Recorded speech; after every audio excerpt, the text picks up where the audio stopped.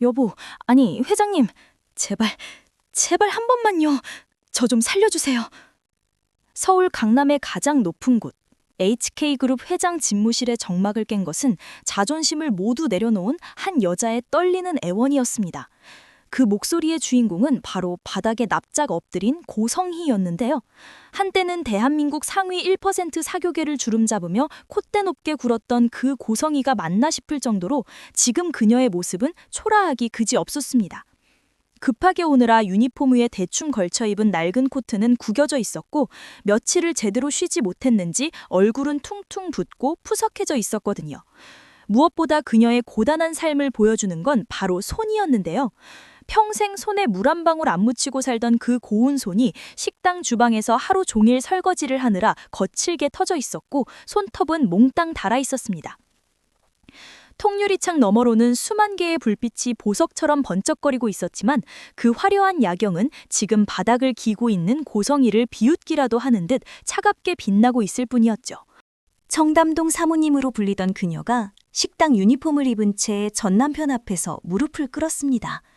도대체 그녀에게 무슨 일이 일어나고 있는 걸까요? 과연 고성이는 이 비참한 몰락 끝에서 구원받을 수 있을까요?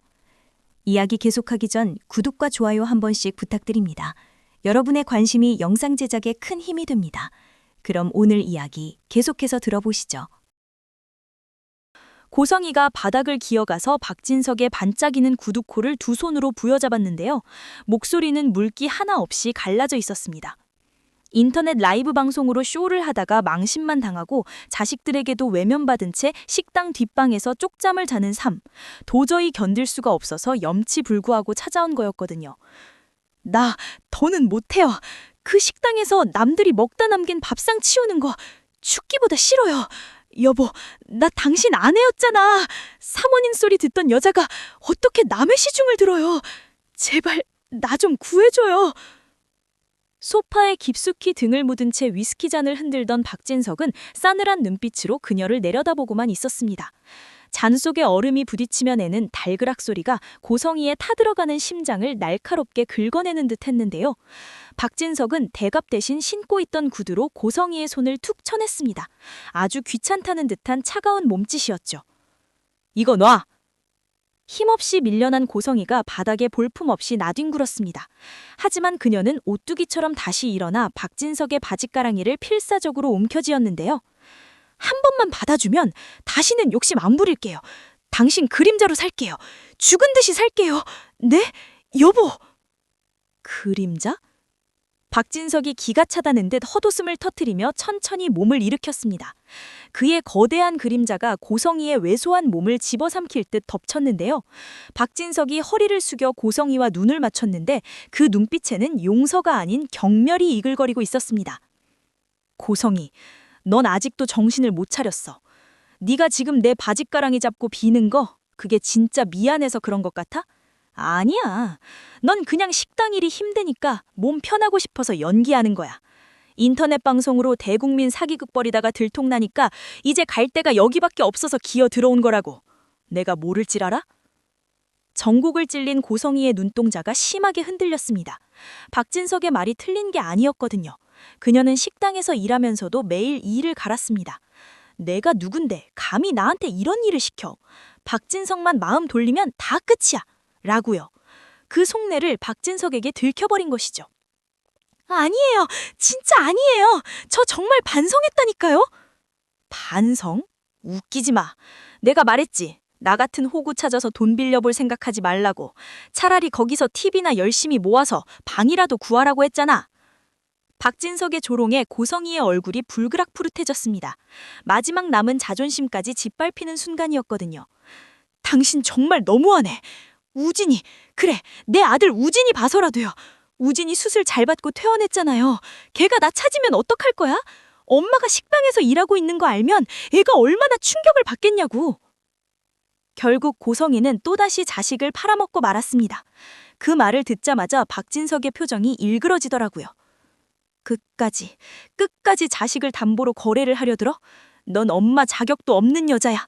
우진이가 널 반길 것 같아? 자기 목숨 살리겠다고 누나 인생 망친 엄마를? 내가 알기로 그놈 널 끔찍해 해. 박진석! 궁지에 몰린 쥐가 고양이를 문다고 했던가요? 더 이상 물러설 곳이 없어진 고성이가 갑자기 악을 쓰면서 바닥을 내리쳤습니다. 당신 같은 금수저가 가난을 알아? 하루 종일 서서 일하고 눈칫밥 먹는 서름을 알아? 그래서 그랬어. 내 새끼들한테는 이 지긋지긋한 가난 안 물려주려고 악착같이 살았다고. 그게 죄야? 어미가 자식 잘 살게 해주겠다는 게 죄냐고. 적반하장도 유분수지 고성이는 오히려 자기가 피해자인 척 소리를 지르며 울분을 토했는데요. 박진석은 이제 더 말 섞기도 싫다는 듯 책상 위에 인터폰을 손에 뻗었습니다. 더 취해지기 전에 나가. 경비실이지. 여기 잡상인이 하나 들어와서 행패를 부린네. 모든 게 끝난 것 같았던 바로 그때였습니다. 정적을 찢고 고성이의 주머니에서 낡은 핸드폰 진동 소리가 들려왔는데요. 지징, 지징, 지징. 액정이 금이 간 핸드폰 화면에 서울 HK병원이라는 글자가 떴습니다. 고성이의 심장이 덜컥 내려앉은 게 화면 너머로도 느껴질 정도였는데요. 이 늦은 심야에 병원에서 전화가 올 리가 없잖아요. 우진이는 수술 잘 받고 퇴원해서 통원 치료 중이라고 분명히 들었으니까요. 고성이가 떨리는 손으로 전화를 받았습니다. 여보세요? 수화기 너머 소리가 들리자마자 고성이의 눈이 튀어나올 것처럼 커졌습니다. 수화기 밖으로 새어나오는 소음은 다급한 기계음과 사람들이 고함을 지르는 소리였거든요. 고성이 보호자님 되시죠? 여기 서울 HK병원입니다. 한우진 환자가 실려왔습니다. 상태가 매우 위독합니다. 네? 위독하다니요? 퇴원해서 잘 있었잖아요. 어제도 나랑 통화했잖아요. 고성이가 쉰 목소리로 비명을 질렀습니다. 박진석도 인터폰을 누르려던 손을 멈추고 고성이를 쳐다보고 있었는데요. 불길하고 서늘한 예감이 넓은 집무실을 꽉 채우기 시작했습니다. 집에서 갑자기 쓰러져서 오셨는데 급성 거부 반응의 폐혈증 쇼크입니다. 심폐소생술 준비 중인데 마음의 준비를 하셔야 할 것 같습니다. 지금 당장 오셔야 해요. 임종? 그 단어를 듣는 순간 고성이의 다리가 풀려버렸습니다. 그대로 바닥에 주저앉았는데요. 멍한 표정으로 입만 뻐끔거리는 게 사람이 너무 큰 충격을 받으면 소리도 못 지른다는 말이 딱 맞더라고요. 거짓말, 거짓말이야. 내 아들이 왜 죽어? 내가 어떻게 살린 아들인데. 그러더니 갑자기 벌떡 일어났습니다. 방금 전까지 박진석한테 돈 달라고 빌던 그 비굴한 표정은 싹 사라지고 오로지 자식을 잃을까봐 공포에 질린 어미의 얼굴만 남아있더라고요. 야, 이 돌팔이 의사놈들아! 내 아들 살려내! 지금 간다! 엄마가 갈 테니까 딱 기다려! 고성이는 핸드폰을 든 채로 집무실 문을 향해 미친 듯이 달리기 시작했습니다. 얼마나 급했는지 벗겨진 슬리퍼 한 짝을 챙길 생각도 못하고 맨발로 차가운 대리석 바닥을 뛰어가더라고요. 우진아! 우진아! 엄마가 갈게! 죽지 마! 복도로 사라지는 고성이의 뒷모습은 처절하기 그지없었는데요. 홀로 남은 박진석도 멍하니 그 뒷모습을 바라보다가 입술을 꽉 깨물었습니다. 10년 동안 키운 아들 우진의 얼굴이 스쳐 지나갔기 때문이죠. 그는 뭔가 결심한 듯 급하게 인터폰을 눌렀습니다. 비서실, 차 대기시켜. 병원으로 간다. 박진석의 목소리도 미세하게 떨리고 있었습니다. 자, 이렇게 두 사람이 병원으로 향하면서 드디어 비극적인 눈명의 밤이 시작되었습니다. 과연 병원에서는 무슨 일이 벌어지고 있었을까요? 병원 응급실이라는 곳이 원래 밤이 깊을수록 더 치열한 전쟁터잖아요. 하지만 이날 밤의 공기는 유독 무겁고 살벌했습니다. 운명의 신이 참 짓궂기도 하지 하필이면 같은 시각에 가장 사랑하는 두 남자의 목숨을 저울질하고 있었거든요. 먼저 도착한 건 이 지역이었습니다. 비켜주세요! 응급환자 지나갑니다! 길 좀 터주세요! 구급대원의 다급한 외침과 함께 이동 침대가 복도를 갈랐는데요. 침대 위에는 산소호흡기에 의존한 채 사색이 된 이 지역이 누워 있었습니다. 그의 가슴은 기계적인 펌프질에 의해 억지로 들썩이고 있었지만 모니터가 그리는 초록색 심박수 그래프는 이미 바닥을 치며 위태롭게 요동치고 있었거든요. 그 침대 옆을 지은호가 머리가 다 헝클어진 채로 달리고 있었는데요. 하얗게 질린 얼굴은 눈물범벅이 돼서 알아보기 힘들 정도였습니다. 그녀는 이 지역의 차가운 손을 두 손으로 감싸쥐고 마치 자기 생명력이라도 불어넣으려는 듯이 필사적으로 비벼대고 있었거든요. 선배, 안 돼! 제발 정신 차려요! 놔두고 이렇게 못 가! 우리 이제 겨우 시작했잖아! 눈 좀 떠봐요! 이지요! 지은호의 절규가 들리는가 싶더니 곧바로 병원 전체를 얼어붙게 만드는 안내방송이 울려 퍼졌습니다. 딩동댕, 코드블루, 코드블루, 성인 심정지 환자 발생, 심장내과 의료진은 즉시 소생실로 이동 바랍니다. 코드블루. 심장이 멈췄다는 그 신호. 그 소리가 지은호 귀에는 사형 선고처럼 꽂혔을 겁니다. 소생실 철문이 쾅 닫히고 의료진들이 침대를 밀어넣는 순간 지은호는 간호사한테 가로막혔는데요. 문을 두드리다 힘없이 주저앉은 그녀의 모습은 정말이지 하늘이 무너진다는 게 어떤 건지 보여주는 것 같았습니다. 바로 그 시각이었습니다. 병원 로비 회전문이 거칠게 휙 돌아가더니 귀신 같은 몰골을 한 여자가 뛰어들어왔습니다. 네, 고성이었습니다. 방금 전까지 박진석의 바지가랑이를 잡고 돈을 구걸하던 그 처참한 모습 그대로 신발은 한쪽만 신은 채 헐떡거리며 뛰어들어왔는데요. 엘리베이터가 1층에 없는 걸 보고는 기다릴 새도 없이 비상구 계단으로 향하더라고요. 3층 중환자실까지 단숨에 뛰어 올라갔는데 숨이 턱끝까지 차올라도 다리 아픈 줄도 모르고 달렸습니다. 머릿속에는 오직 하나, 내 아들이 왜? 라는 생각뿐이었으니까요. 말도 안 돼! 우진이 분명 괜찮았어! 어제 통화할 때만 해도 밥 잘 먹었다고 했단 말이야. 복학 준비한다고 책 샀다고 좋아했단 말이야. 반쯤 미친 사람처럼 중얼거리며 중환자실 앞 복도에 도착했는데요. 거기는 이미 아수라장이었습니다. 간호사들이 분주하게 뛰어다니고 있었고 우진이 담당 교수님이 심각한 표정으로 서 있었거든요. 우진아! 고성이가 짐승 같은 울음을 토해내며 침대로 달려들었습니다. 침대 위를 보니까 정말 끔찍했는데요. 며칠 전까지만 해도 멀쩡하게 웃던 우진이의 모습은 온데간데 없었습니다. 온몸이 풍선처럼 퉁퉁 부어오른 데다 피부는 검푸르게 변해 있었고 입과 코에서는 끊임없이 핏물이 배어나오고 있었거든요. 이게 뭐야? 선생님, 내 아들 왜 이래? 수술 잘 됐다고 했잖아. 퇴원해서 잘 살고 있었잖아. 고성이는 눈이 뒤집혀서 교수님 가운 멱살을 잡고 흔들었습니다. 어머니, 진정하십시오. 지금 환자분 상태가... 진정은 무슨 진정이야? 어제까지만 해도 멀쩡하던 애가 왜 이러냐고. 니들이 약 잘못 쓴 거 아니야? 내 아들 살려내. 어머니, 교수님이 큰 소리로 말하니까 고성이가 멈칫하더라고요. 병실 안 공기가 순식간에 얼어붙었죠. 교수님은 침통한 표정으로 설명을 시작했습니다. 급속 면역 거부 반응이 왔습니다. 겉으로는 괜찮아 보였지만 이식받은 간이 몸속에서 끊임없이 충돌하고 있었습니다. 환자가 극심한 스트레스를 받고 있었던 것 같습니다. 면역 억제제가 듣지 않을 정도로요. 스트레스? 우리 우진이가 무슨 스트레스가 있어? 내가 해달라는 거 다 해주고 손에 물 한 방울 안 묻히게 키웠는데? 갑자기 폐혈증 쇼크가 오면서 뇌부종이 심각하게 진행됐습니다. 지금 자가호흡이 완전히 소실됐습니다. 자가호흡이... 인공호흡기를 떼면 바로 심장이 멈춘다는 뜻입니다. 의학적으로 뇌사입니다. 뇌사, 그 두 글자가 고성이 머리 위로 벼락처럼 떨어졌습니다. 고성이는 비틀거리더니 그대로 바닥에 털썩 주저앉았는데요. 시선은 여전히 고통스럽게 부풀어 오른 아들에게 고정되어 채었죠. 거짓말, 다 거짓말이야. 내가 어떻게 살린 아들인데, 은호년 협박하고 내 인생 다 걸고 뺏어온 간인데 그게 왜 내 아들을 죽여? 왜? 고성이는 바닥을 주먹으로 내리치며 오열했습니다. 자기가 억지로 뺏어온 생명이 결국 독이 되어 아들을 죽였다는 사실을 도저히 받아들일 수가 없었던 거죠. 박진석 불러와! 내 남편 불러오라고! 돈이면 다 되잖아! 외국에서 의사 사오면 되잖아! 고성이가 미친 듯이 소리를 지르던 그때였습니다. 응급실 저편 커튼 하나를 사이에 둔 구력에서 또다시 코드블루 사이렌 소리가 들려왔습니다. 커튼이 젖혀지면서 그 안의 상황이 보였는데요. 의사가 침대 위로 올라타서 환자 가슴을 쿵쿵 압박하고 있었고 전기 충격기가 충전, 샷! 소리와 함께 환자 몸을 튀어오르게 하고 있었습니다. 제발요! 제발! 그 멀리 커튼 밖에서 무릎을 꿇고 빌고 있는 여자의 뒷모습이 보였습니다. 익숙한 실루엣, 지은호였습니다. 그리고 그 너머 전기 충격에 들썩이는 환자는 창백하다 못해 투명해진 이지혁이었고요. 순간 고성이의 눈빛이 기이하게 번뜩였습니다.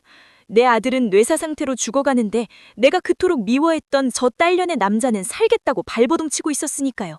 그게 억울하고 분해서 미칠 것 같았던 겁니다. 고성이는 비틀거리며 일어났습니다.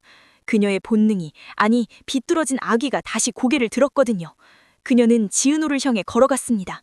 한 걸음, 두 걸음. 지은호는 이지혁 심전도 모니터만 보다가 등 뒤에서 느껴지는 서늘한 기운에 고개를 돌렸는데요. 거짓골을 한 고성이가 귀신같이 서 있었습니다. 충혈된 눈, 헝클어진 머리, 그리고 입가에 번진 디괴한 미소까지 정말 공포 그 자체였죠. 어머니? 지은호가 놀라 입을 열자 고성이가 쇳소리 섞인 목소리로 물었습니다. 네 남친 죽어가니? 지은호는 눈물 대신 눈물을 뚝뚝 흘렸는데요. 고성이는 시선을 돌려 저 멀리 누워있는 자기 아들 우진이를 가리켰습니다. 내 아들도 죽는데 뇌살해. 웃기지 않니? 내가 뺏어온 네 간이 결국 내 아들을 죽였대. 그게 무슨... 근데 말이야! 고성이가 갑자기 지은호의 멱살을 확 퇴지졌습니다. 힘이 얼마나 센지 지은호 몸이 휘청거릴 정도였는데요. 이거 놓으라고! 지금 제정신이에요? 그래, 나 미쳤다. 내 아들이 죽는데 제정신인 어미가 어딨어? 네 때문이야. 네가 간을 줘서 네가 우리 우진이 몸에 들어가서 죽인 거야. 네 년이 내 아들 잡아먹은 거라고. 고성이는 응급실 한복판에서 지은호를 흔들어대며 악을 썼습니다. 의료진들이 달려와 뜯어말렸지만 고성이의 심은 상상을 초월했습니다. 세상 모든 걸 잃은 여자가 뿜어내는 도끼는 정말 무서웠거든요. 놓으라고! 내 아들 살려내! 우진이 살려내! 바닥에 엉겨붙어 뒹구는 두 여자. 한쪽에서는 죽어가는 아들을 놓지 못해 발박하는 어머니가, 다른 한쪽에서는 죽어가는 연인을 지키기 위해 그 광기를 받아내야 하는 딸이 뒤엉켜 있었습니다. 이 지옥 같은 소란 속에서 불현듯 정적을 깨는 의사의 외침이 들려왔습니다. 보호자분, 한우진 환자, 뇌파가 멈췄습니다. 동시에 반대편에서도 비명 같은 소리가 들렸죠. 이지옥 환자, 바이탈이 잡히지 않아요. 심장이 멈춥니다. 두 남자의 생명이 동시에 꺼져가고 있었습니다. 고성이의 손에서 힘이 툭 빠졌고 지은호의 눈동자는 절망으로 흔들렸습니다. 정말 끝이구나 싶던 바로 그 찰나, 병원 원장이 두 여자 사이로 성큼성큼 걸어 들어왔는데요. 그의 손에는 서류 한 장이 들려 있었습니다. 그것은 절망의 끝에서 피어날 잔혹한 희망, 바로 장기기증 서약서였습니다. 이게 무슨 개소리야. 장기기증이라니. 누구 맘대로. 상담실 안은 고성이의 악다구니로 떠나갈 듯 했습니다. 고성이는 병원장이 내민 서류 봉투를 쳐내면서 난동을 부렸는데요. 봉투가 바닥에 떨어지면서 그 안에 있던 종이들이 흩날렸는데 그 종이 맨 위에 장기등 기증 동의서라는 글자가 선명하게 박혀 있었거든요. 내 아들 멀쩡했어. 며칠 전까지만 해도 밥 잘 먹고 학교 복학한다고 좋아했단 말이야. 간이식 잘 받고 퇴원해서 잘 살고 있던 애가 갑자기 왜 죽어? 니들이 뭐 잘못한 거 아니야? 고정이는 현실을 전혀 받아들이지 못하고 있었습니다. 그도 그럴 게 은호 간을 이식받고 나서 우진이는 정말 회복이 빨랐거든요. 고성이 입장에선 이제 다 끝났다. 은호 따위는 잊고 아들이랑 행복할 일만 남았다고 생각하던 찰나에 날벼락이 떨어진 거니까요. 그때 병원장이 아주 무겁게 입을 뗐습니다. 어머니, 우진군 사실 겉으로만 괜찮아 보였지 속으로는 골마가고 있었습니다. 아까 말씀드린 급성 거부 반응, 그거 우진군의 마음에서 시작된 겁니다. 우진군이 2주 전 외래 진료 왔을 때 저한테 따로 부탁해서 남긴 영상이 있습니다. 2주 전? 고성이의 손이 부들부들 떨렸습니다. 아들이 멀쩡히 웃으며 걸어다니던 그때 이미 죽음을 예감하고 있었다는 거니까요.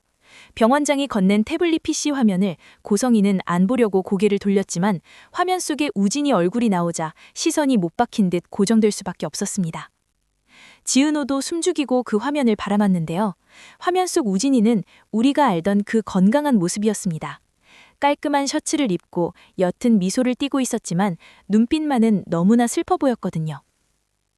엄마, 나야, 우진이. 영상 속 우진의 목소리가 흘러나오자 고성이가 우진아 하고 무너져 내렸습니다. 엄마가 이 영상을 보고 있다면 나는 아마 다시 쓰러진 뒤겠네. 사실 나 요즘 몸이 좀 이상해. 자꾸 열이 나고 식은땀이 흘러. 의사 선생님은 괜찮다고 하는데 나는 느껴져. 누나한테 받은 이 간이 나를 거부하고 있다는 거. 아니야, 그런 소리 하지 마. 엄마, 나 다 알고 있었어. 엄마가 나 살리겠다고 은호 누나 찾아가서 협박한 거. 누나 약점 잡아서 억지로 수술대에 올린 거. 그 말을 듣는 순간 고성이의 눈동자가 흔들렸습니다. 지은호 역시 입을 틀어막았고요. 우진이는 퇴원해서 밝게 웃고 다녔지만 속으로는 그 모든 사실을 알고 지옥 속을 살고 있었던 겁니다. 내 배에 남은 수술 자국 볼 때마다, 그리고 내 몸속에서 뛰고 있는 누나의 간을 느낄 때마다 나는 숨을 쉴 수가 없었어. 죄책감 때문에 잠도 못 잤어. 엄마, 내가 아픈 건 아마 벌 받는 걸 거야. 누나 인생 망가뜨리고 얻은 생명이니까. 아니야, 내가 널 어떻게 살렸는데 그런 생각하지 말라고 내가 몇 번을 말했니? 고선이가 화면을 붙잡고 소리쳤지만 영상 속 아들은 담담하게 말을 이었습니다. 엄마, 나 이제 그 무거운 짐 내려놓고 싶어. 혹시라도 내가 뇌사 상태에 빠지게 되면 내 심장만큼은 가장 필요한 사람한테 주고 싶어.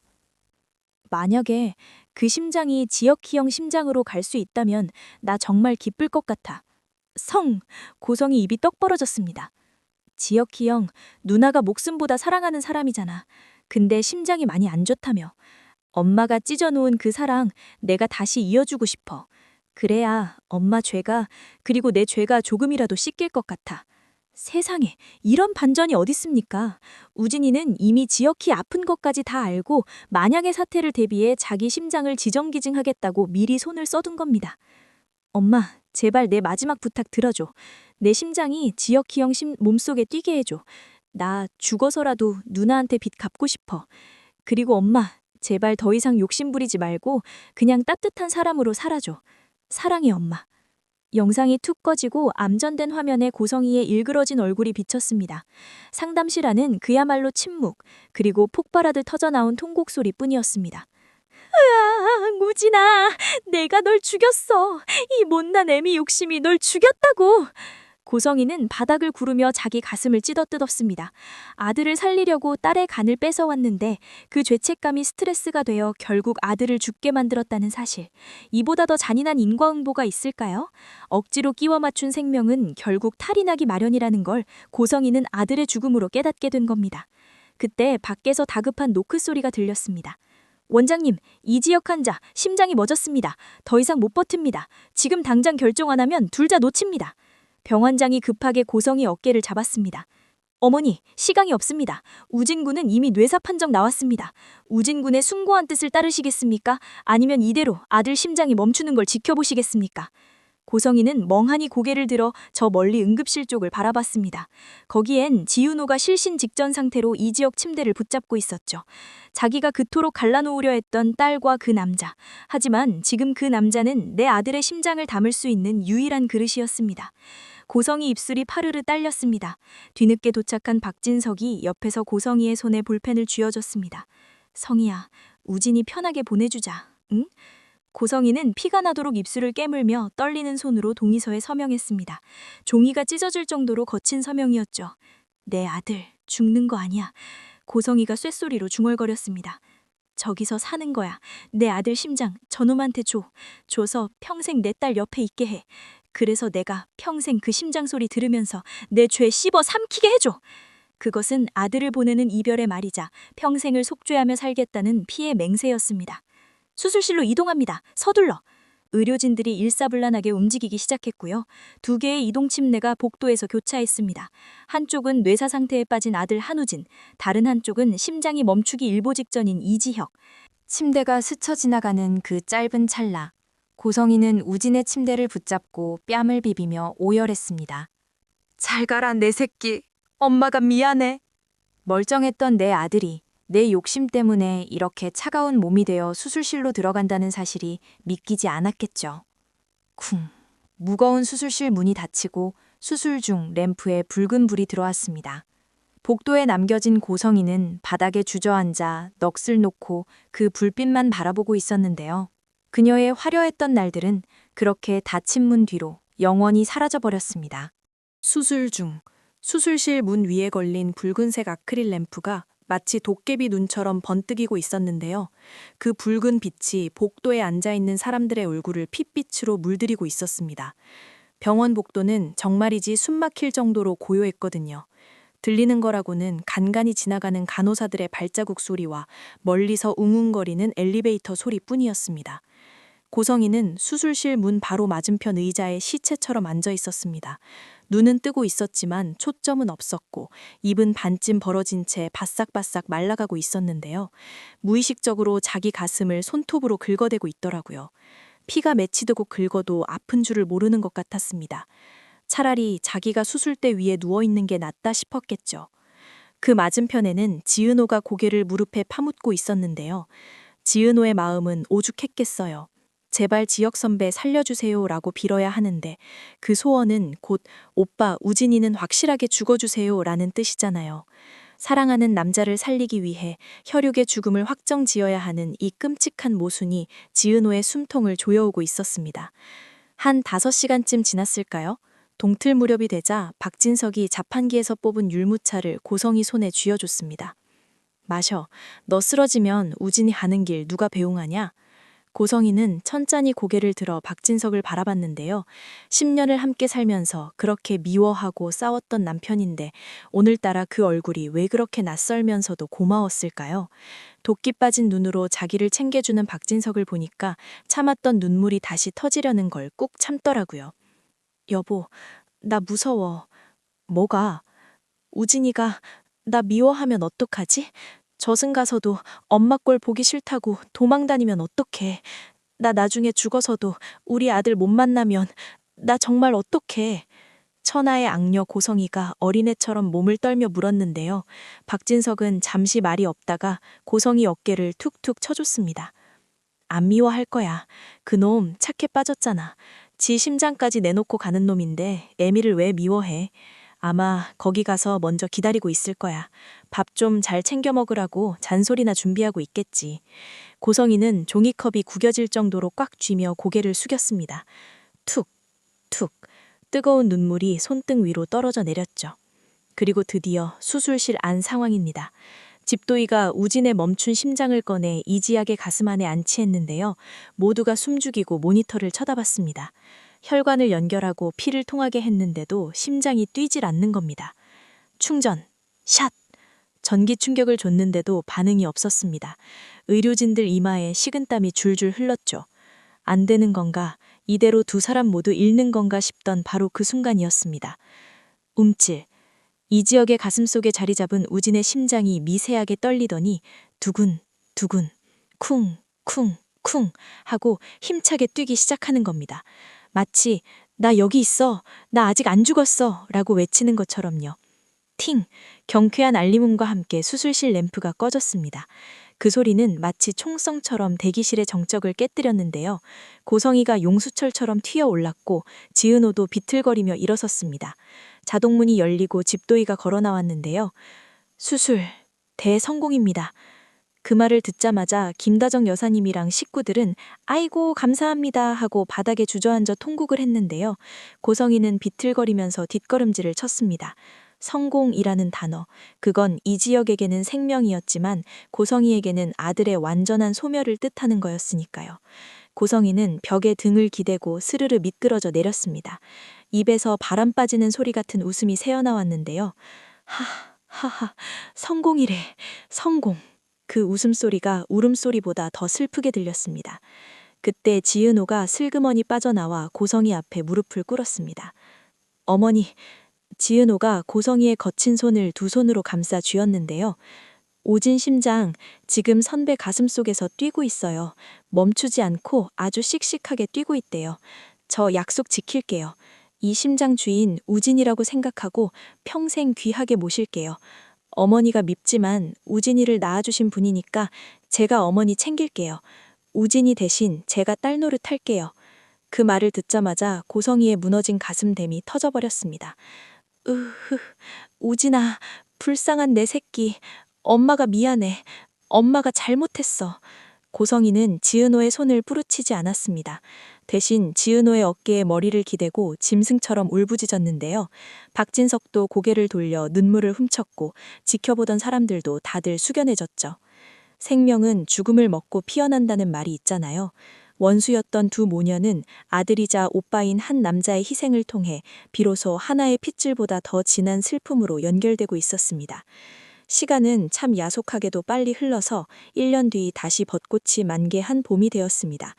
도심에서 조금 떨어진 작은 와해 정원에서 이지혁과 지른호의 결혼식이 열리고 있었는데요. 날씨가 어찌나 좋은지 하늘도 두 사람을 축복하는 것 같더라고요. 하객들의 박수를 받으며 서 있는 이지혁은 1년 전 죽음의 문턱까지 갔던 사람이라고는 믿기지 않기 쉽게 건강해 보였습니다. 턱시도가 꽉 낄 정도로 듬직해진 어깨와 생기 넘치는 얼굴. 하지만 가장 달라진 건 그의 눈빛이었는데요. 삶을 덤으로 얻은 사람만이 가질 수 있는 세상 모든 걸 귀하게 여기는 따뜻한 눈빛이었습니다. 이지혁이 하객들 앞에서 마이크를 잡고 말했는데요. 목소리가 아주 우렁찼습니다.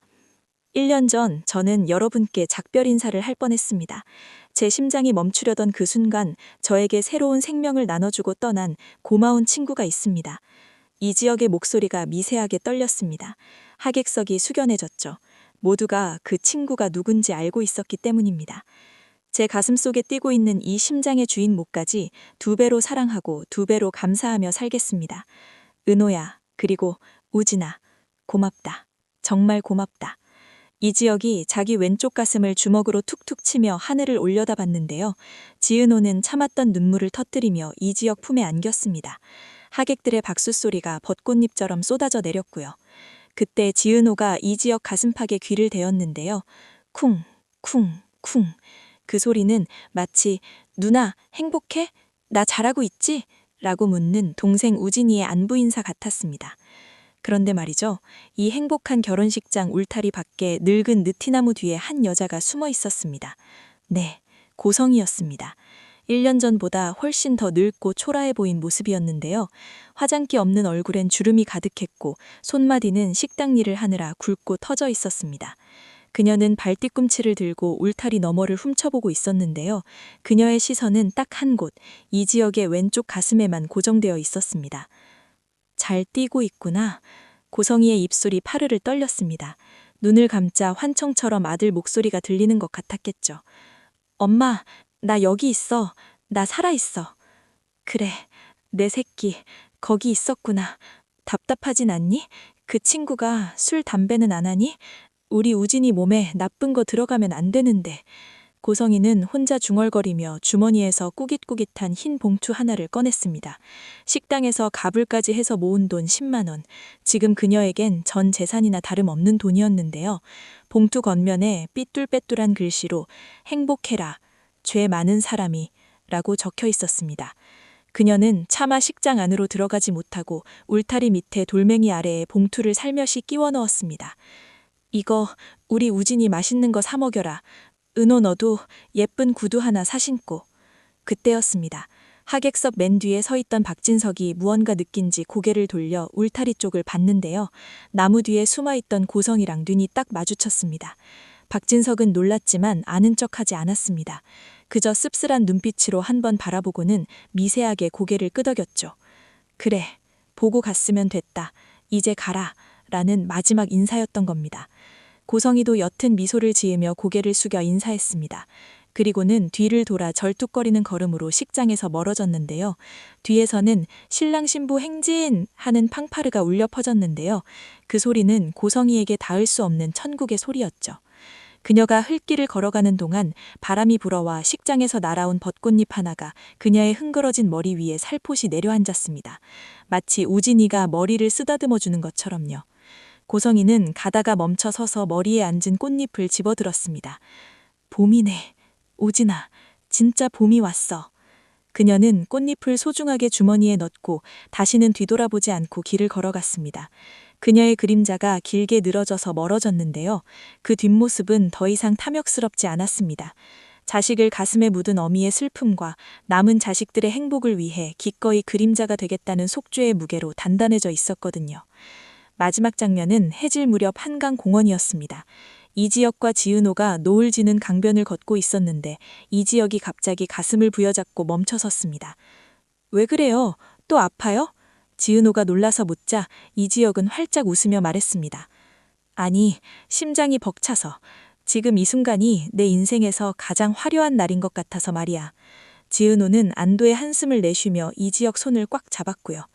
카메라가 점점 멀어지면서 도시의 야경을 비추는데 저 멀리 산동네 단칸방 창문 너머로 아들 영정사진을 닫고 있는 고성이의 그림자가 보였습니다. 어쩌면 화려한 날들이란 높은 곳에서 빛나는 순간이 아니라 상처를 안고도 서로를 보듬으며 살아가는 오늘, 바로 지금이 아닐까요? 우리는 잃어버린 것들을 기억하며 다시 사랑할 것입니다. 이 심장이 멈추는 그날까지. 오늘 이야기 어떠셨나요? 가슴 먹먹하면서도 따뜻한 결말 예상하셨나요? 지금까지 시청해주셔서 감사합니다.